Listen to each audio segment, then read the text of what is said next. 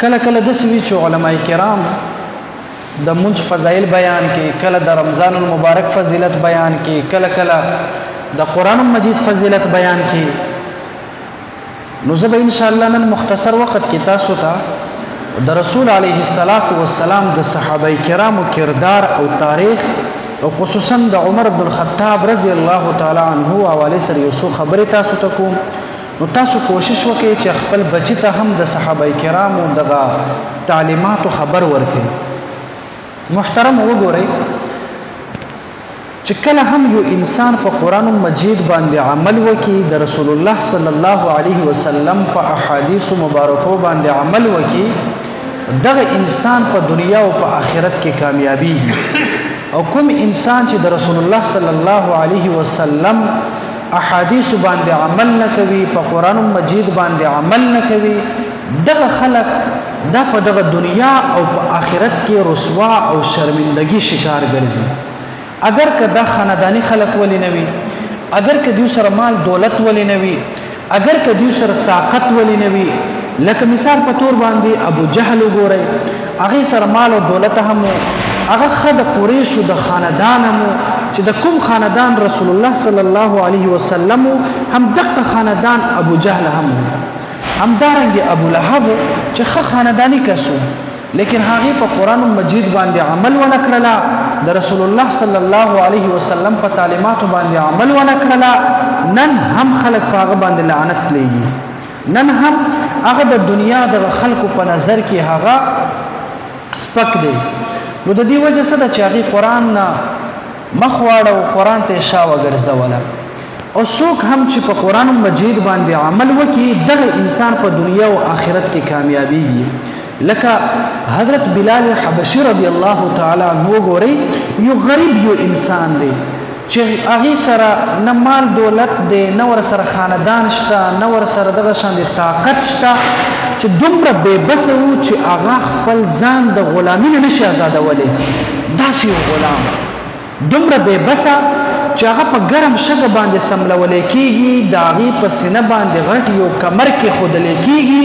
هغې باندې کوړې لګولی کېږي، قسمه قسم سزاګانې ورته میلاویږي. او بلال حبشي رضی الله تعالی عنه دومره بې بس و چې خپل ځان دغه سزا نه نشو بچ کولی، لیکن هغه په قرآن عمل وکړو، د رسول الله په احادیثو عمل وکړله. نو چې کله چې رسول الله صلی الله علیه وسلم چې کله د الله ملاقات ته ځي، عرش ته ځي، د جنت او جهنم نظارې ګوري په معراج په شپه باندې، نو چې رسول الله صلی الله علیه وسلم چې کله روانو، نو په اسمان کې د خپو کشارې کېدل د بلال حبشي رضی الله تعالی عنه.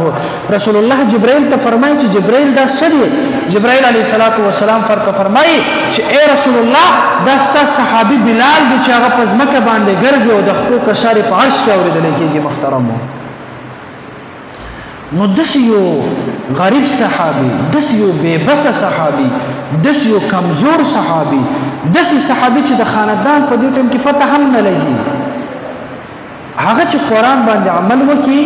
نو الله هغې له دومره مقام او مرتبه ورکوي. او ما او تا خو دومره مسلمانان یو که نه، هغه صحابه خو اول مسلمانان هم نه وو.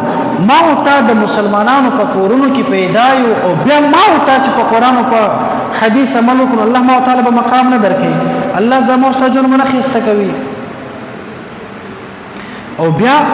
دا دومره غریب صحابي و چې غلام و، چې کله رسول الله صلی الله علیه وسلم چې کله صحابه کرامو ته وفرمایل چې تاسو به اذان کوئ، د خانه کعبې چت ته به خیجئ او نن به علی الجهر اعلان به کوئ، اذان به کوئ، خلک به منزل رابلئ. نو په دې ټیم کې ابو بکر غوندې کې لوی شخصیت موجود دی چې د مسلمانانو اولنی خلیفہ، عمر بن الخطاب رضی الله تعالی عنہ غوندې کې اشخاص موجود، همدارنګه لوی لوی صحابه کرام موجود، لیکن د اذان دغه ډیوټي د رسول الله صلی الله علیه وسلم بلال رضی الله تعالی عنہ ته حواله کوي چې غلام صحابي و. نو چې کله هم رسول الله صلی الله علیه وسلم په تعلیماتو باندې څوک عمل وکړي، الله دې ته ډېر لوی مقام او مرتبه ورکوي. نو کوشش وکړئ چې خپل بچو ته د صحابه کرامو دغه تعلیمات وښایئ، قرآن حدیث تعلیمات وښایئ، او دنیا به هم ښایسته کېږي او آخرت به هم ښایسته کېږي. نن سبا په دنیا کې مونږ امریکا را واخلو دغه شان د هر ملک کم نظام حکومت چې مونږ را واخلو چې په کم عدالت کې عدل او انصاف کیږي که هغه د کافرانو عدالت ولې نه وي نو هلته هم چې مونږ وګورو هغه خلک د عمر بن الخطاب رضی الله تعالی عنه هغه قانون هغه فالو کوي د عمر رضی الله تعالی عنه چې کوم قانون لیکل شوی او هغه چې کوم قانون مقرر کړی وو هغه کافران هم په هغه قانون باندې عمل کوي محترمو نو چې کله کافران زما او استاد صحابه کرامو په خبرو باندې عمل کوي خپل حکومت مضبوطوي بیا موږ ته هم پکار دی چې دغه صحابه کرامو په دغه نقش قدم باندې روان شو نو حضرت عمر رضی الله تعالی عنہ دا هم د رسول الله یو صحابي او د مسلمانانو دیم خلیفہ او وس د محرم الحرام دغه میاش شروع ده نو اکثر دی کې بعض شیعاګان حضرات د عمر بن الخطاب رضی الله تعالی عنہ په شان کې ګستاخی کوي د عمر رضی الله تعالی عنہ خلاف خبري کوي نو مسلمانانو یاد ولرئ چې د حضرت ابوبکر صدیق رضی الله تعالی عنہ نه پس دیم خلیفہ هغه عمر بن الخطاب رضی الله تعالی عنہ د دې د مقام او مرتبه اکثر زمونږ مسلمانان خبر نه وي خپل بچو ته د عمر غوندې کې بهادری او د شجاعت درس ورکوي محترمو عمر رضی الله تعالی عنہ هغه صحابي وو چې رسول الله ورته فرمایي چې اے عمر لو كان بعدي نبي لكان عمر رسول الله فرمایي چې کچرته زمانه پس بل پیغمبر نو هغه به عمر الله دمره مقام او مرتبه ورته ورکړي وو او بیا رسول الله فرمایي چې په کم لار باندې عمر رضی الله تعالی عنہ روان وي د هغه لار نه په هغه لار باندې شیطان نشي تللی کله چې عمر رضی الله تعالی عنہ روان وي او شیطان وګوري د عمر د یری نه د شیطان لار بدلوي محترم او بیا عمر هغه صحابي چې کله رسول الله صلی الله علیه وسلم باندې ایمان راوړو نو هغه وخت کې رسول الله دغه منځ د به پټ کوله کافرانو طاقت به زیات رسول الله صلی الله علیه وسلم سره په هغه زمانه کې ملګری کم نو رسول الله په پټ منځونه کوله عمر رضی الله تعالی عنہ چې کله ایمان راوړو عمر رضی الله تعالی عنہ تر پلاس کې واغستله او اعلان کوي چې مونږ به خانه کعبه کې خپ ظاهره او خخ کاره به مونږ منځونه کوو کچا کې همت او جرأت وي اے کافرانو نن عمر اسلام راوړی دا کچا کې جرأت وي راشي د عمر مخې ته ودرېږي کچا کې کڅوک دا غواړي چې خپل بچي یتیمانان کول کڅوک غواړي کڅوک د خپل د سر د تن جدا کول غواړي هغه د نن ودرېږي د مسلمانانو لار ونیسي محترم عمر هغه صحابي چې په مکه مکرمه کې د کافرانو طاقت په مکه مکرمه کې کافرانو یو لخر او یو قوت هغه سره مال دولت او طاقت او افراد لیکن عمر رضی الله تعالی عنہ هغه خلاف ودرېږي او د قران او د اسلام د غناره بلندوي محترمو او بیا عمر رضی الله تعالی عنہ هغه صحابي چې په دغه دنیا کې په 22 لاکھ مربع میل باندې هغه حکومت کړی دی د اسلام پرچم بلند کړی دی او بیا نن سبا بعض خلک پاسې د عمر رضی الله تعالی عنہ خلاف خبري کوي عمر رضی الله تعالی عنہ پسې بدرد وایي څوک چې د عمر رضی الله تعالی عنہ خلاف خبره کوي یا د عمر رضی الله تعالی عنہ په شان کې ګستاخی کوي یا هغه ته کنزل کوي دا د دنیا د ټولو بدترین او لعین او مرتد کافر وي محترم دا د دنیا د ټولو بدترین خلک چې څوک صحابه کرامو په سیرت بد وایي رسول الله صلی الله علیه وسلم فرمایي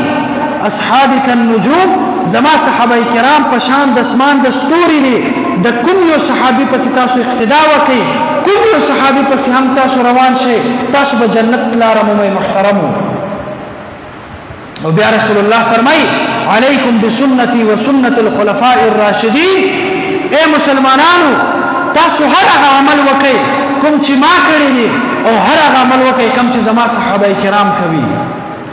مسلمانانو نن موږ خپل تاریخ وګورو هر کور کې غم او پریشانی وي هر مسلمان د غم شکار وي هر مسلمان په مصیبت کې وي مال دولت هم وي اولاد هم وي لیکن دغه مسلمان ته سکون نه ملاويږي دا سوجدا موږ د صحابه کرامو نقش قدم باندې رواني غونا موږ د صحابه کرامو تاریخ هر کړی د محترمو نن سره قران هم شته نن موږ سره حدیث د رسول الله هم شته لیکن موږ په دې باندې عمل نه کوو چې کله هم څوک په قران باندې عمل وکړي دغه انسان په دنیا او آخرت کې کامیاب وي او سره د کامیابی نه دغه زړه سکون هم ورته ملاويږي وسوګوري مونږ ته په دغه دنیا کې د هیڅ یو شی کمی نه وي اولاد هم زمونږ وي دغه شان مال او دولت هم وي جیداد هم وي کور هم وي لیکن زمونږ زړه ته سکون نه وي ولی مونږ د قران باندې عمل نه کوو او هغه صحابه وګوري چې هغه سره مال او دولت هم نو هغه به غلامانو هغه اولاد به هم نو هغه د خوراک د پر روټي به هم هغه ته نه ملاویدله لیکن هغه د غزرونو اطمینان او هغه ته به سکون ولی هغه په قران او په حدیث باندې عمل کوله حضرت ابو هريره رضی الله تعالی عنہ دا رسول الله ډیر بهترین یو ملګری او صحابي او خصوصا ډیر احادیث د پیغمبر علیه الصلاۃ والسلام دغه صحابي دغه امت ته ورخودلې ده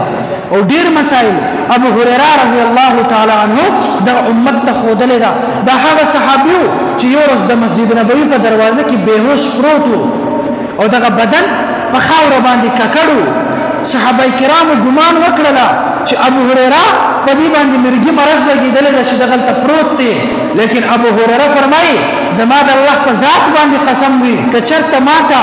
لګو تند نو لګیدلې نو زما بهوش شوی نو ما زه د مرګي د مرز شکار نه یم بلکې د لګي او د تند وجنه محترم زدل ته بهوش پروت یم هغه صحابي چې هغه ته خوراک نه ملاوي دلا هغه ته د سکلو د پاره اوبه اکثر نه کمی د اوبو لیکن هغه صحابه کرامو په جون کې خوشاله او راحت وو نو مسلمانانو مونږ ته پکار دي چې مونږ د رسول الله صلی الله علیه وسلم په تعلیماتو باندې عمل وکړو دا قران په دې مونږ عمل وکړو نن د مسلمان ناس پاسته د اسلام خلاف دی د مسلمان په کور کې د بچو سره هغه تعلق دا د اسلام خلاف دی نن د مسلمان د زنانو هغه بے پردگی دا د اسلام خلاف دی نن زمون په معاشره کې هغه رسم او رواجات دا د اسلام او د دین خلاف دی نن زما استا کما او تا مسجد تراشو منځ وکړو زما استا دغه منځ دا هم د پیغمبر د صحابه د منځونو خلاف وي او بیا کچرته زما استا جرګوي هغه جرګه او زما استا فیصله او زما استا مشري هغه هم د اسلام او د دین او د صحابه کرام او د رسول الله د طریقې خلاف محترم چې کله مونږ هر څه د رسول الله خلاف کو نو بیا مونږ او تاسو ته کله هم سکون نه ملاويږي سکون دا په سکی دی دا په قران باندې عمل کې دی سکون دا د رسول الله په فرمان کې دی رسول الله درته فرمایي چې دا کار وکړه کچرته تا کار وکړه درته سکون ملاويږي په دنیا کې به هم کامیاب وي په آخرت کې به هم کامیاب وي او که رسول الله درته فرمایي چې دا کار مکوه او ته هغه کار وکړه محترمو په دنیا کې به هم بے سکونی وي او په آخرت کې به هم عذاب کې مبتلا کیږي نو مونږ ته پکار دی چې مونږ د رسول الله صلی الله علیه وسلم یو حدیث مونږ واورو او په دې باندې مونږ عمل وکړو نو حضرت عمر رضی الله تعالی عنہ خبر می کوله چې دا ډیر لوی صحابي وس دغه لوی صحابي تاسو باورې دلی وي او هر مولا دغه بیان وکړي وي چې عمر رضی الله تعالی عنہ دا د یو صحابي چې دې تور په لاس کې اغسته او د رسول الله صلی الله علیه وسلم د قتل لپاره روانو او زه اکثر هر ځای کې دا واقعا بیانوم چې عمر رضی الله تعالی عنہ په هر هغه تور په لاس کې واغستلا او رسول الله صلی الله علیه وسلم قتل د لپاره روانو دا اول د اسلام نه مخکې ولی ځکه چې عمر تعلق قران سره نه جوړ شوی عمر تعلق رسول الله سره نه جوړ عمر تعلق قران په معنا باندې عمر ځان نو پوکړي په هغه وخت باندې لیکن کله چې د پیغمبر په قدم کې کېناستله کله چې د رسول الله په لاس باندې بیعت وکړه کله چې قران زده کړه کله چې رسول الله په احادیث باندې پوه شول چې کله عمر رضی الله تعالی عنہ په قران او په حدیث باندې عمل شروع کړه ابو بکر رضی الله تعالی عنہ پس په دنیا کې د انبیانو د طبقې نه پس د ټولو نه بهترین انسان هغه عمر رضی الله تعالی عنہ وګرځیدل الله عمر ته دومره مقام ورکړلا چې کله عمر په قران عمل شروع کړلا چې کله د رسول الله په نقش قدم باندې عمر رضی الله تعالی عنہ روان شولا بیا عمر ته الله پاک دومره مقام او مرتبه ورکړلا هغه عمر چې د رسول الله دشمنو هغه عمر چې رسول الله قتل تروانو لیکن کله چې په قران او په حدیث عمل شروع کړل هغه عمر ته الله پاک دومره مقام او مرتبه ورکړه چې د عمر رضی الله تعالی عنہ د جبین یو الفاظ یو خبره عمر رضی الله تعالی عنہ کوي هغه په تایید کې الله پاک د قران آیت نازل وي محترم دا ولی دا ځکه چې هغه په قران عمل کوله دو شخصیات داسې دي دو انسانان په دغه دنیا کې تیر شوي دي یو عمر رضی الله تعالی عنہ چې هغه په تایید کې رسول الله صلی الله علیه وسلم باندې وحی نازل شوی دا چې عمر به یو خبره وکړه نو رسول الله صلی الله علیه وسلم تبا د هغه خبرې تصدیق الله پاک د جبرائیل په ذریعه د قران په آیتونو سره وکړه او بل هغه ته عائشه صدیقه رضی الله تعالی عنها ویل شي دا هغه بیبیوا د رسول الله صلی الله علیه وسلم یو لس بیبیانی یا نه بیبیانی د رسول الله صلی الله علیه وسلم په نکاح کې لیکن عائشه صدیقه رضی الله تعالی عنها دا هغه بیبیوا چې رسول الله صلی الله علیه وسلم په نکاح کې چې څومره بیبیانی وي د ټولو نه زیات مینه محبت رسول الله عائشه صدیقه سره کوله عائشه صدیقه دا هغه خزوا چې امت د ټولو نه زیات مسائل او د غدي دا عائشه صدیقه رضی الله تعالی عنها خو دلیلا او عائشه صدیقه رضی الله تعالی عنها دا هغه خزوا چې رسول الله صلی الله علیه وسلم د نکاح مخکې جبرائیل علیه السلام په خپل لاس په دغه تلی مبارک کې یا د رخم په کپڑا کې د جبرائیل علیه السلام د عائشه صدیقه تصویر راوړي الله طرفنا ورسول الله ته فرمایي چې رسول الله دا ستا بیبي مبارکه د محترمو دومره مقام ورته الله ورکړي او بیا دا هغه خزوه چې په دغه دنیا کې د ټولو خزو ته داسې نسبت نه دی ملاو شوی محترمو او وایي فاطمه الزهرا فرمایي چې زه تانه بهتره یم ولې ځکه چې زه د پیغمبر علیه السلام لور مبارک یم او په جنت کې به د زده خزو سردار به یم یو بل سره اوس خبره کوي چې زه تانه بهتره یم او بیا وایي چې زه هغه لور د رسول الله یم چې د ټولو نه زیات محبوب یم ورته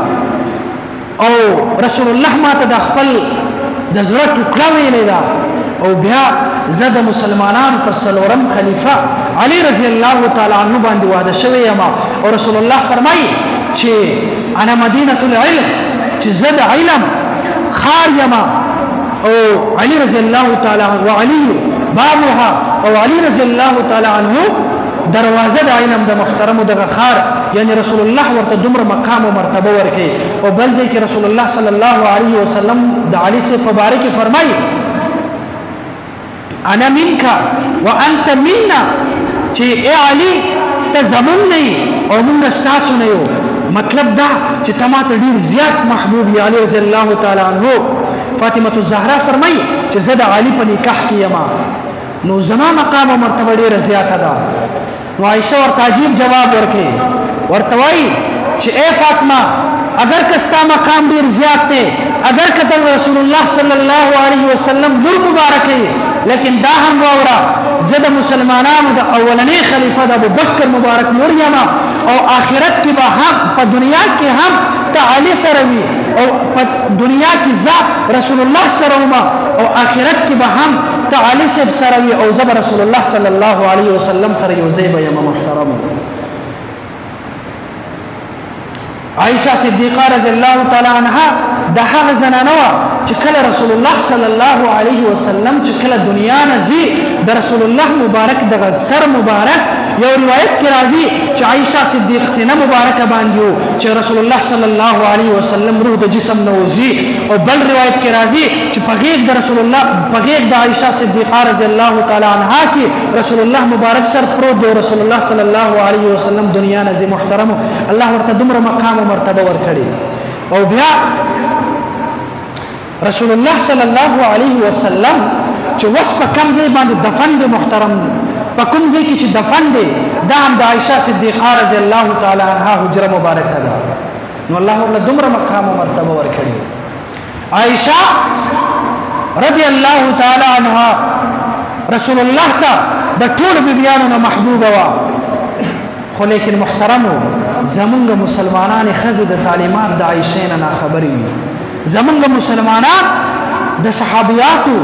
او دغه شان د صحابو د تاریخ نه ناخبر